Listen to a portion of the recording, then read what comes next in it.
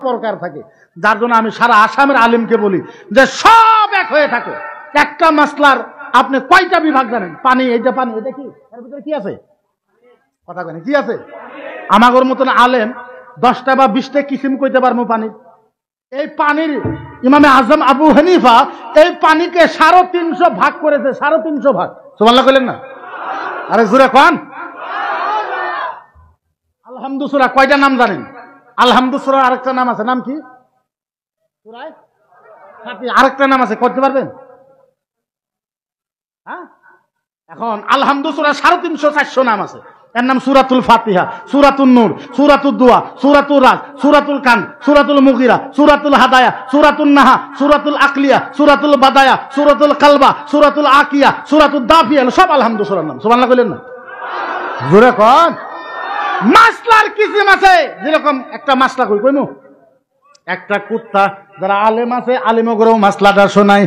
একটা কুত্তার ছাগলে জিনা করেছে, জিনা জিনা জিনা জিনা জিনা জিনা, বুঝেননি? জিনা মানে তো জিনা বুঝবই, সবচেয়ে 1 নাম্বার। কুত্তার ছাগলে জিনা করেছে, ছাগলের পেটে একটা বাচ্চা হয়েছে, মাথা খেনি কুত্তার মতন, তলের খেনি ছাগলের মতন। আচ্ছা, কোন খাওয়া চলবো? এই কুত্তার ছাগলে জিনা করছে, ছাগলের পেটের থেকে বাচ্চা হয়েছে, মাথা খেনি কুত্তার মতন, তলের খেনি ছাগলের মতন, এটা খাওয়া চলবো? খাইবেন আপনারা? কথা কেন, খাওয়া চলবো? মুফতির কাছে গেছে, হুজুর ফতোয়া দেন। হুজুর, ও হুজুর, আমার ছাগলটা পাথারের ভিতরে বান্ধা দিছি। ও হুজুর, কুত্তার ছাগলে জিনা করেছে, ছাগলের পেটে বাচ্চা হয়েছে, মাথা খেনি কুত্তার মতন, তল খেনি ছাগলের মতন। হুজুর ফতোয়া দেন, ছাগল খাওয়া চলবে কি চলবে না? চলবো কি? মুফতি কই না না না নাউজুবিল্লাহ নাউজুবিল্লাহ, মাথা খেনি কুত্তার মতন, তলের খেনি ছাগল, না না না নাউজুবিল্লাহ নাউজুবিল্লাহ মিন জালিক, এটা হইতো না, চলবো না। আসলেও খাওয়া চলবে না, চলবো কি? মুফতিয়ে কইছে হারাম, মুহাদ্দিসে কইছে হারাম, মুফাসসিরে কইছে হারাম, ছাগলওয়ালা কয় হুজুর তোমরা যতই হারাম বলে কও, ছাগল আমার, আমি হক পয়সা দিয়ে কিনছি। কুত্তারেও হারাম ফতোয়া দেও, অকামটা কুত্তাহে করছে, ছাগল তো আমার, পয়সা তো আমি দিয়ে কিনছি, আমার পয়সা হক পয়সা, কুত্তা জিনা করলো কে? কয় তুমি মুফতির ফতোয়া মানতাম না। মুহাদ্দিসের কাছে গেছে, মুহাদ্দিসও ফতোয়া দিছে হারাম, কয় আমি তোমার কথাও মানতাম না।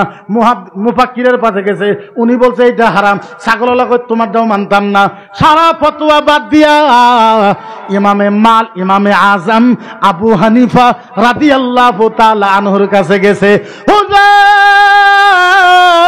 হুজুর একটা ফতোয়া দেন। কি ফতোয়া বাবা বলো? হুজুর গো, আমার ছাগল কুত্তার সাথে জিনা করেছে, পেটের থেকে বাচ্চা হয়েছে, মাথা খেনি কুত্তার মতন, তলের খেনি ছাগলের মতন, হুজুর কি করা যাব?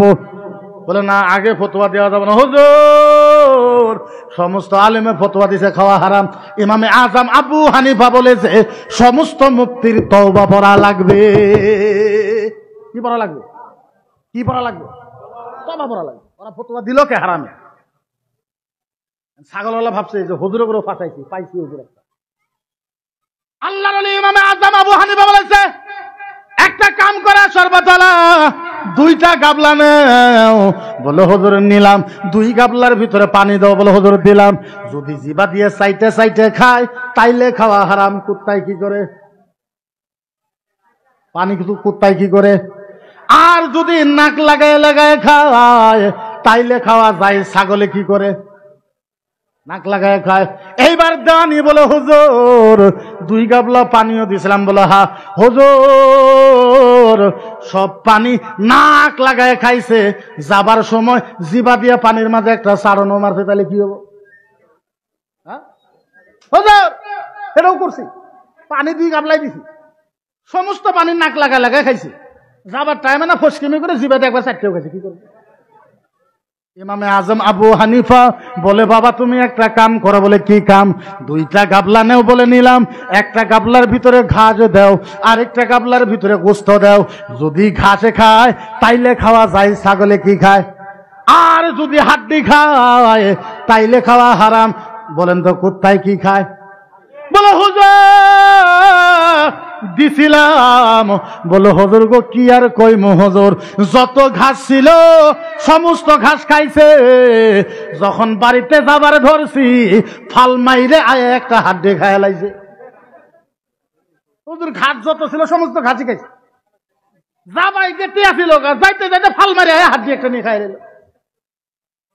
ইমামে আজম বলে একটা কাম করো, দুইটা নাঠি নেও, নাঠি নিয়ে বাড়ি মারো। যদি ভে ভে করে তাইলে খাওয়া যায়, আর যদি ভুক ভুক করে তাইলে খাওয়া হারাম। হুজুর লাঠি দিয়ে বাড়ি দিছি বলে যতই বাড়াই খালি ভে ভে করে। হুজুর বাড়িতে যাবার পরে একবার ভুক হইছে, বাড়িতে যাওয়ার পরে একবার ভুক হয়েছে। হুজুর কি করতাম? ইমামে আজম বলেছে একটা কাম করো, ওইনকা হো বাদাহু জুবিয়া লিকানা তো রাইহা ইলাকানা ইয়াজুস। ওরে জব করো, জব করার পরে ফেফড়া চেক করো, যদি ফেফড়া কুত্তার মতন হয় হারাম, আর যদি ছাগলের মতন হয় ওইটা খাওয়া জায়েজ। কোন সুবহানাল্লাহ।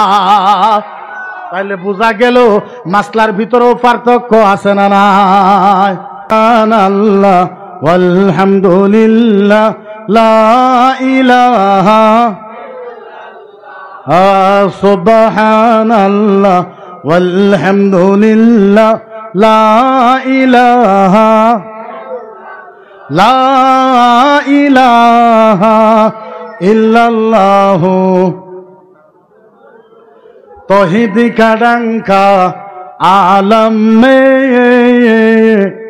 तौहीद का डंका आलम में, बजवा दी कमले वालों ने, पी पी का प्याले कल कौसर, पी पी का प्याले कल कौसर, लौटेंगे मज़ाजी भर भर के, इन्ना आतैना कल कौसर, फरमा दिए कमले वालों ने। बोलो ला इलाहा, जुरे ला इलाहा, ला इलाहा इल्लल्लाहु मुहम्मद। दीनो मिला ईमानो मिला, दीनो मिला ईमानो मिला, पढ़ने के लिए कुरानो मिला। लाखों मोमिनो है मगर ईमान में कामिल नहीं। बोलो ला इलाहा, ला ला इलाहा, ला इलाहा इल्लल्लाहु मुহাম্মাদুর। আমি মাত্র আপনাদেরকে দুই তিনটা কথা বলবো। কোরআনের যেগুলো আয়াত পড়েছি, যে কয়েকটা হাদিস পড়েছি, এখন মাত্র একটা কোরআনের আয়াতের ব্যাখ্যা করলাম। ও মুসলমান, আপনাদেরকে বিনম্রভাবে অনুরোধ করি, আমি আল্লাহ পাকের কসম খায়ে বলতে পারি, ও মুসলমান, আলেম মানে ইসলাম হইতে পারে না, মুফতি মানে ইসলাম হইতে পারে না, মুহাদ্দিস মানে ইসলাম হইতে পারে না। কে কইছে আপনারে যে আলেম জান্নাতে যাব? কে কইছে হাফেজ জান্নাতে যাব? কে কইছে মুফতি মুহাদ্দিস জান্নাতে যাব? ও বাবারা, খোদার কসম খায়ে বলতে পারি, এই জায়গার ভিতরে যত মানুষ এসেছেন, আপনারা যদি প্রত্যেকে ইচ্ছা করেন, আপনারা সবাই আল্লাহর জান্নাতে যাইতে পারেন। আরে চিল্লায় কোন সুবহানাল্লাহ। পৃথিবীর ভিতরে এইটা নয়, এই যে আলেম আছে, মৌলানা আছে, মুফতি আছে, কেউ যদি আমারে বলতে পারে আমি ইনাম দেব, নামাজ রোজা হজ যাকাত কলেমা, এর নাম খালি ইসলাম হইতে পারে না। নামাজ রোজা হজ যাকাত কলেমা, এর নাম খালি ইসলাম হইতে পারে না। না না না না না না, নামাজ তো ফরজ আইন পড়াই লাগবে, রোজা তো রাখাই লাগবে, হজ তো করাই লাগবে, যাকাত তো দেওয়াই লাগবে, কিন্তু ইয়ার মানে এইটাই নয় এইটাই ইসলাম। যদি এইটাই ইসলাম হইতো, আল্লাহর নবী এই কথা কেন বলল? ইয়াউমাল কিয়ামা কাইমাতুস সালাত ওয়াজহিকা লামা তারদাহু আলাইহি ইয়াউমাল কিয়ামা। মদিনার নবী এই কথা কেন বলল? নামাজির নামাজ, রোজাদারের রোজা, হাজিদের হজ, আলেমের ইলম। মদিনার নবী বলেছে কিয়ামতের ময়দানে নামাজির নামাজকে মুখে পাক মারা হবে, রোজাদারের রোজাকে মুখে পাক মারা হবে। ও মুসলমান, আমি আপনাদেরকে 2-3টা বস্তু খালি বোঝাইতে পারি।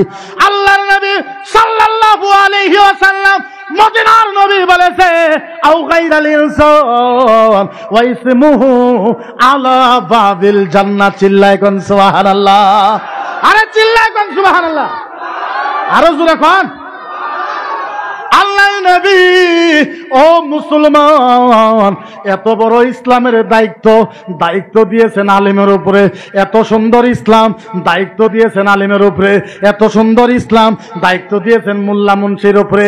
ও বাবারা, মদিনার নবী বলেছে ও সাহাবা, কয়েকটা মানুষের নাম আল্লাহর জান্নাতের দরজায় নাম লেখা থাকবে। হ্যাঁ, কয়েকটা মানুষের নাম কোন লেখা থাকবে? জান্নাতের। জান্নাতের। হায়, এর থেকে ভাগ্যবান মানুষ পৃথিবীতে কেউ হইতে পারে? জান্নাতের দরজার ভিতরে নাম লেখা থাকবে কয়েকজন মানুষের। সুবহানাল্লাহ কোন, হুজুররাও কোন সুবহানাল্লাহ। কোন নাম লেখা থাকবে? কোন জান্নাতের দরজা। হায় হায় হায়।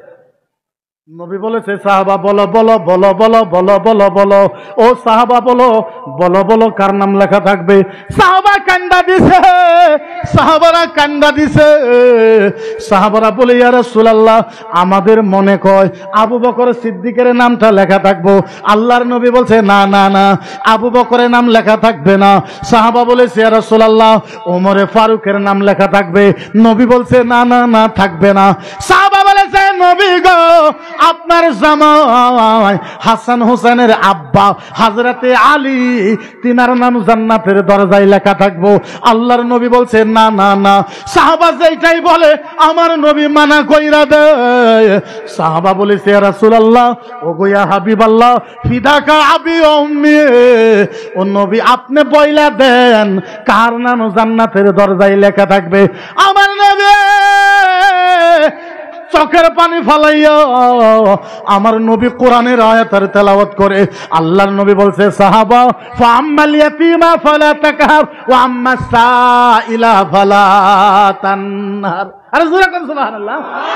হ্যাঁ, বলি কেমনে? এরকম ভাষা নাই যে আপনাদের কলিজার ভিতরে ঢুকায় দিবে। আল্লাহর নবী কোরআনের আয়াত তেলাওয়াত করলেন আর বললেন ওয়া আম্মাস সাইলা ফালা তানহার। সাইল কোয়া হয় ফকিরকে। ফকির বুঝেন? ফকির কথা কেন? ফকির বুঝেননি? এই কথা কেন? ফকির বুঝেন? যারা ভিক্ষা করতে যায়, একজন মানুষের বাড়িতে ফকির গেছে, যা বলছে লা হাওলা ওয়ালা কুওয়াতা ইল্লা বিল্লাহ। ও মায়েরা, ও বাড়ির আব্বারা, আমি ফকির সাহেব, আমার একটু চাউল দেন, আমারে 10টা টাকা দেন। এরকম করে আপনাদের বাড়িতে ফকির আসে না নাই? মদিনার নবী কান্দা দিছে। আমার নবী বলেছে তোমার বাড়িতে যদি ফকির যায় যদি বলে লা হাওলা ওয়ালা কুওয়াতা ইল্লা বিল্লাহ, আমারে একটু চাউল দাও, একটু টাকা দাও। আল্লাহর নবী বলেছে সাহাবা, কোন একজন মুসলমান বাড়ির থেকে বাইরে হয়ে আইসা ফকিরের হাতটা এমনি ধরলো, ফকিরকে বাড়িতে টাইনা নিয়ে যায় সুন্দর ফুলের বিছনাতে বৈশা দিল। ফকিরকে বলল, ফকির সাহেব আপনি আমার এই বিছনাতে একটু আরাম করেন, আমি একটু মাংস আনছি, আমি একটু গোস্ত আনছি, আমি আপনার জন্য একটু পোলাও বানাইবো, আপনার জন্য গোস্ত একটু কষাইবো। গোস্ত কষানি হয়ে গেছে, পোলাওটাও বানানো হয়ে গেছে।